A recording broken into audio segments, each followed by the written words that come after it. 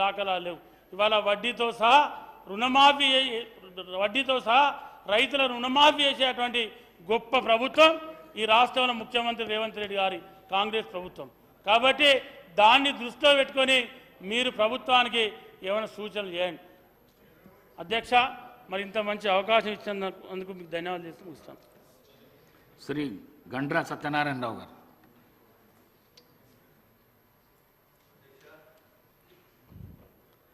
అధ్యక్ష, నాకు మాట్లాడే అవకాశం ఇచ్చినందుకు స్పీకర్ గారికి ధన్యవాదాలు తెలియజేస్తూ, ఈరోజు ఈ దేశానికి రాష్ట్రానికి రైతే రాజు, రైతే వెన్నెముక అని చెప్పుకునేటువంటి పరిస్థితి ప్రతి నోట్లో ఉంది. గతంలో ఈరోజు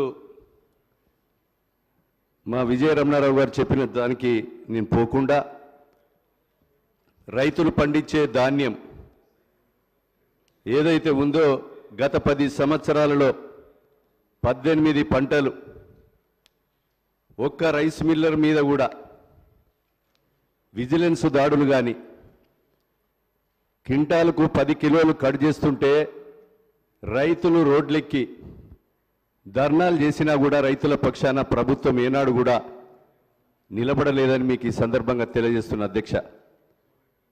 రెండోది అధ్యక్ష, ఈరోజు అకాల వర్షాలతో ఈరోజు తడిసిన ధాన్యాన్ని కానీ రైతులు ఇబ్బంది పడ్డ గత 10 సంవత్సరాలలో చాలా అవస్థలు పడ్డారు.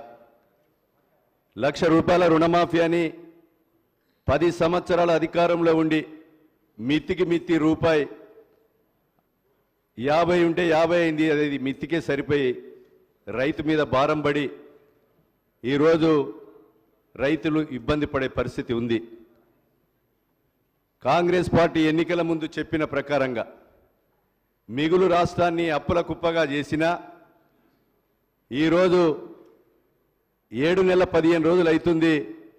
3 నెలలు ఎన్నికల కోడ్లో పోయినా మహిళా సోదరిమణులకు ఉచిత బస్సు ప్రయాణం కానీ, 10 లక్షల ఆరోగ్యశ్రీ పథకం కానీ, 200 యూనిట్ల కరెంటు మాఫీ కానీ, 500కే వంట గ్యాస్ సిలిండర్ ఇస్తూ ఈరోజు పెట్టుబడి సీజన్ బ్యాంకుల చుట్టూ పంట రుణాలు, క్రాప్ లోన్లకు తిరుగుతూ డబ్బులు లేకపోతే అప్పు కాయిదాలు రాసుకొని రైతుకు పెట్టుబడి సమయంలో ఇచ్చిన మాట ప్రకారంగా 7 నెలల కాలంలోనే ఈరోజు మరి రుణమాఫీ 1,50,000 వరకు రుణమాఫీ చేసిన ఏకైక ప్రభుత్వం ఈ భారతదేశంలో కాంగ్రెస్ ప్రభుత్వం అని సందర్భంగా తెలియజేస్తున్న అధ్యక్ష. వాస్తవాలు మాట్లాడుకోవాలి. రైతులందరూ కూడా మనం మాట్లాడే మాటలు గమనిస్తూ ఉన్నారు. ఈరోజు ఆగస్టు ఎండింగ్ కల్లా 2 లక్షల రూపాయల రుణమాఫీ తీసుకున్న 31,000 కోట్ల రుణమాఫీ చేయడమే కాంగ్రెస్ పార్టీ, కాంగ్రెస్ ప్రభుత్వం, రాహుల్ గాంధీ చెప్పిన మాటను అమలు చేయడమే కాంగ్రెస్ ప్రభుత్వ లక్ష్యమని సందర్భంగా తెలియజేస్తున్నాం అధ్యక్ష. ఈరోజు మనం ఒక్కసారి ఆలోచన చేయాలి. రేషన్ షాపులలో బియ్యం ఇస్తున్నాం. రూపాయికి బియ్యమా, అది ఉత్త బియ్యమా కాదు. ఆ బియ్యం అన్ని కూడా ₹6 లారీలు మహారాష్ట్ర అద్దు దాటి ₹30 కిలో అమ్ముకుంటున్నారు.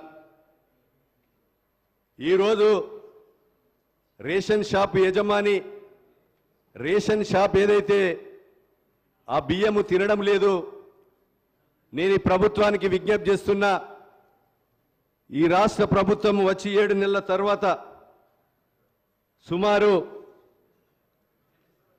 27 కోట్ల రూపాయల విలువ చేసేటువంటి బియ్యాన్ని పట్టుకొని ఏదైతే దళారుల మీద కేసులు పెట్టడం జరిగింది, ఆ బియ్యాన్ని కూడా సన్న బియ్యం రేషన్ షాపులకు ఇస్తే బాగుంటుందని నా వ్యక్తిగతంగా ప్రభుత్వానికి సూచన చేస్తున్న అధ్యక్ష. దానివల్ల ఈరోజు రాష్ట్ర ప్రజానికం, రాష్ట్ర ప్రభుత్వం ఇచ్చేటువంటి రేషన్ బియ్యం వాడుకొని వినియోగం అయ్యేటువంటి పరిస్థితి ఉంటుందని మీకు ఈ సందర్భంగా మరి తెలియజేస్తూ సోదరులారా, మనం ఒకటే ఆలోచన చేయాలి.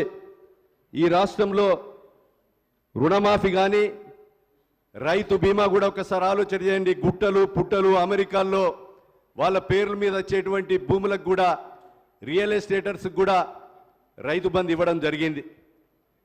వాస్తవంగా ఫామ్ హౌజులకు ఇచ్చారు. వాస్తవంగా కబ్జాలు చేసుకొని ఏదైతే కష్టపడి రైతు దున్నుకునే రైతుకి రైతు భరోసా పేరు మీద ఇవ్వాలని ఈ ప్రభుత్వం నిశ్చయించుకోవడం జరిగింది. రైతుల సూచనల మేరకు సబ్ కమిటీ వేసి నిజమైనటువంటి రైతులకే రైతు భరోసా ఇచ్చే విధంగా మరి చర్యలు తీసుకోవాలని మీ ద్వారా ప్రభుత్వానికి విజ్ఞప్తి చేస్తున్న అధ్యక్ష. అదేవిధంగా పంట బీమా కూడా గత 10 సంవత్సరాలలో అకాల వర్షాలతో అధిక వర్షాలతో పంటలు నష్టపోయి రైతులు రోడ్డెక్కి తెచ్చిన అప్పు తీరక ఈరోజు రైతులు వేలాది మంది ఆత్మహత్యలు చేసుకుంటే మరి ప్రభుత్వంలో ఉన్న వాళ్ళు ఒక్కసారి పోయి వాళ్ళని ఆదుకున్న సందర్భం లేదు. కనుక పంట బీమా కూడా మా ప్రభుత్వం, ఈ కాంగ్రెస్ ప్రభుత్వం రేవంత్ రెడ్డి గారి నాయకత్వంలో, బట్టి గారి నాయకత్వంలో ఈరోజు పంట బీమా పెట్టి పంటలు అకాల వర్షాలతో నష్టపోతే ఇచ్చే విధంగా ఇన్సూరెన్స్ కార్యక్రమాన్ని కూడా పెట్టబోతున్నామని సందర్భంగా మీకు తెలియజేస్తున్నాం అధ్యక్ష. రైతు భరోసా కూడా నిజమైనటువంటి దున్నుకున్న రైతులకే ఇచ్చి ఈరోజు ఎకరాన 7,500 చొప్పున మరి ఇవ్వాలి. అదేవిధంగా ఇవన్నీ ఇస్తున్నారు కానీ 2,500 ఇవ్వంటారు. ఇప్పుడు 7 నెలల సమయంలో మనం ఈరోజు వాళ్ళు 10 సంవత్సరాలలో ఈరోజు మిగులు రాష్ట్రాన్ని అప్పుల పాలు చేసినా వాళ్ళు చెప్పింది 3 ఎకరాల భూమి కానీ, ఇంటికో ఉద్యోగం కానీ, కేజీ నుంచి పీజీ వరకు కానీ, అదేవిధంగా ₹1,00,000 రుణమాఫీ ఏకకాలంలో కానీ మనం చేయలేదు. తగిన సూచనలు ఇవ్వండి, మేము చెప్పిన మాట బైబిల్ లెక్క తప్పకుండా అమలు చేసి తీరుతామని మీ ద్వారా ఈ రాష్ట్ర ప్రజానికానికి విజ్ఞప్తి చేస్తూ, సోదరులారా ఒకసారి ఆలోచన చేయాలి. ఇదే నెలలో 27వ తారీఖు నాడు వరదలు వచ్చి 63 సెంటీమీటర్ల వర్షం పడి మా భూపాలపల్లి నియోజకవర్గంలో 6 మనుషులు కొట్టుకపోయి ఈరోజు 10,000 మూగజీవులు చనిపోయి 10,000 కరెంటు పోల్లు కొట్టుకపోయి 40,000 ఎకరాల్లో ఇసుక మీటలు పెడితే అప్పటి రాష్ట్ర ప్రభుత్వం కనీసం ₹1 కూడా ఆదుకున్న సందర్భం లేదు. కేంద్ర మంత్రి కిషన్ రెడ్డి గారు వచ్చారు. అరే ఎంతో కేసీఆర్ దగ్గర 900 కోట్లు విపత్తు పైసలు ఉన్నాయి, మేము ఇస్తామని చెప్పి ప్రగల్భాలు పలికారు. ₹1 కూడా ఇవ్వలేదు అధ్యక్ష. 124 చెరువులు దిగినాయి. అదేవిధంగా పంచాయతీరాజ్ రోడ్లన్నీ కూడా గండిబడి మొత్తం అస్తవ్యస్తంగా భూపాలపల్లి నియోజకవర్గం ఉంది. పక్కన ములుగు నియోజకవర్గం కూడా చెరువులు దిగినాయి. కానీ అధ్యక్ష, మన ప్రభుత్వం వచ్చిన తర్వాత డిసెంబర్ 7వ తారీఖు రోజున గౌరవ శ్రీ ముఖ్యమంత్రి రేవంత్ రెడ్డి గారికి, ఇరిగేషన్ మంత్రి ఉత్తమ్ కుమార్ రెడ్డి గారికి రిప్రజెంటేషన్ ఇచ్చి 100 చెరువులను రెస్టోర్ చేశాం అధ్యక్ష. రెస్టోర్ చేసి ఈరోజు వానకాలం నీళ్ళాగి పంటలు పండి ఇచ్చే విధంగా చర్యలు చేపట్టడం జరుగుతూ ఉంది. ఇంకా 4 లిఫ్టులు ఉన్నాయి. ఇందిరా సాగర్ ప్రాజెక్టు గొర్లవేడు కానీ, మోరంచపల్లి లిఫ్ట్ ఇరిగేషన్ కానీ, వెంకట్రావుపల్లి లిఫ్ట్ ఇరిగేషన్ కానీ, నైన్పాక లిఫ్ట్ ఇరిగేషన్ కానీ ఆ ఫ్లడ్లో కొట్టుకపోయినాయి. అదేవిధంగా రోడ్లు కూడా కొట్టుకపోయినాయి. మీ ద్వారా మరి అదేవిధంగా పంచాయతీరాజ్ శాఖ మంత్రిని, ఇరిగేషన్ మంత్రిని కోరుతా ఉన్నాం, వాటికి మంజూరు ఇచ్చి ఆదుకోవాలని విజ్ఞప్తి చేస్తూ ఉన్నాం అధ్యక్ష. ఈరోజు తక్కువ ఖర్చుతో ఎక్కువ మరి ఇరిగేట్ అయ్యే విధంగా మన ప్రభుత్వము చేపట్టడం జరుగుతూ ఉంది. గత ప్రభుత్వంలో ఎన్టీ రామారావు ఉన్నప్పుడు DBM 38 ఏదైతే కెనాలు కట్టి పూర్తి చేశారు, అప్పటి నుండి ఇప్పటి వరకు కూడా ఒక్క సుక్క నీరు వస్తలేదు. 4 మండలాలకు 44,700 ఎకరాలు ఉంది. గత ప్రభుత్వంలో 200 కోట్లు పెట్టారు సిల్ట్ కొరకు, అవి దుర్వినియోగం అయిపోయినాయి. ఇదే 250 కోట్లు పెడితే రామప్ప నుంచి DBM 38కు లింకు కలిపితే ఈరోజు 4 మండలాలు గోరుకొత్తపల్లి, రేగొండ, చిట్యాల అదేవిధంగా టేకుమట్ల మండలాలకు 44,700 ఎకరాలకు నీళ్లు వారే పరిస్థితి ఉంటుంది. అది మీ ద్వారా అది మరి మంత్రి గారిని కోరుతా ఉన్నాం అధ్యక్ష, అది మంజూరు ఇవ్వాలని విజ్ఞప్తి చేస్తున్నాం. అంతేకాకుండా గ్యాబాయ కట్టు ఉంది, 3 నియోజకవర్గాలు అదేవిధంగా ములుగు నియోజకవర్గం వెంకటాపూర్ మండలానికి 10,000 ఎకరాలు, అదేవిధంగా భూపాలపల్లి 2 మండలాలు భూపాలపల్లి గన్పూర్కు 15,000 ఎకరాలు, అదేవిధంగా మంత్రి నియోజకవర్గం తాడిచెర్ల గ్రామాలు మా పక్కనున్నాయి 750 ఎకరాలకు గ్యాబాయ కట్టు ఉంటుంది. అది గనక మీరు మంజూరిస్తే ఈ యొక్క 35,000 ఎకరాలు ఇరిగేషన్ అయ్యేటువంటి అవకాశం ఉంటుంది అధ్యక్ష. అదేవిధంగా అవే కాకుండా ఈరోజు మా యొక్క భూపాలపల్లి నియోజకవర్గంలో 2 కిలోమీటర్ల పొడవున ఏదైతే సొరంగం ఉంది అదొక మంచి టూరిజంగా మరి అవకాశం ఉంది. పాండవుల గుట్ట ఉంది, ఆ పాండవుల గుట్టను టూరిజంగా మరి కొంతవరకు అభివృద్ధి చేశారు. ఇంకా అభివృద్ధి చేయవలసినటువంటి అవసరం కూడా ఉందని మీకు ఈ సందర్భంగా తెలియజేస్తూ, గణప సముద్రం, పంబాపూర్ భీమ్ గన్పూర్ చెరువు, కాకతీయులు నిర్మించినటువంటి ఆ చెరువులను ఈరోజు వాటిని గనుక మరి నిధులు ఇస్తే టూరిజం ప్లేస్గా మారేటువంటి అవకాశం ఉంటుంది అధ్యక్ష. మా దగ్గర 1100 మెగావాట్ల మరి కరెంటు ఉత్పత్తి అవుతున్నది. ఇంకా 1100 మెగావాట్ల ఉత్పత్తి పెట్టినా దానికి సరిపడి భూమి ఉంది, నీళ్ల పైపు లైన్ ఉంది, బొగ్గు ఉంది. మరి మీ ద్వారా ప్రభుత్వానికి విజ్ఞప్తి చేస్తున్నాం, ఇంకో 800 మరి ఉత్పత్తి కేంద్రాన్ని మా ద్వారా మీ అవకాశం ఉంటే వేయమని కోరుతామన్నాం అధ్యక్ష.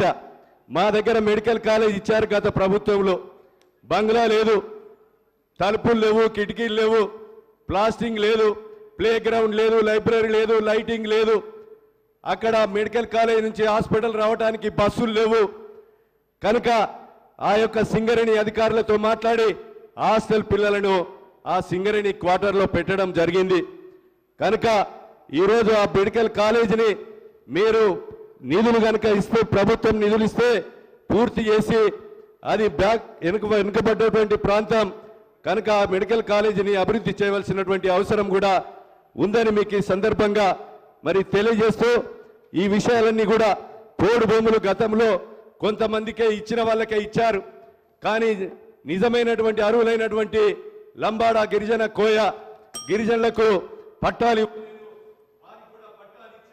ఒక్క నిమిషమే అధ్యక్ష, పట్టాలు ఇచ్చి వారిని ఆదుకోవాల్సిందిగా విజ్ఞప్తి చేస్తూ మరి అవకాశం కల్పించినటువంటి స్పీకర్ గారికి మనస్ఫూర్తిగా ధన్యవాదాలు, కృతజ్ఞతలు తెలియజేస్తా ఉన్నా అధ్యక్ష. శ్రీమతి కోవా లక్ష్మి గారు.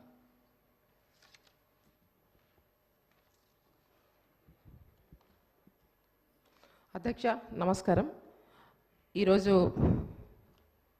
ఈ సభలో మాట్లాడడానికి నాకు అవకాశం ఇచ్చినందుకు మీకు ప్రత్యేకంగా నమస్కారాలు తెలియజేస్తూ, మరి గౌరవ ఆ రోజు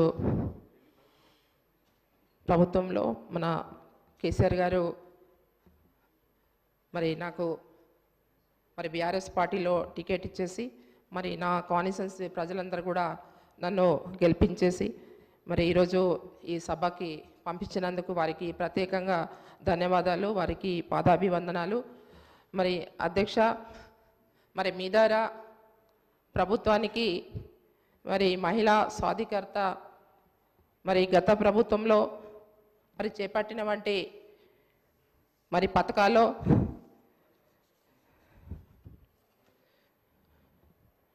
అమ్మాయిలకు చదువుల కోసం ఆనాటి కేసీఆర్ గారు ప్రభుత్వం పెద్దపీఠం వేసింది అధ్యక్ష.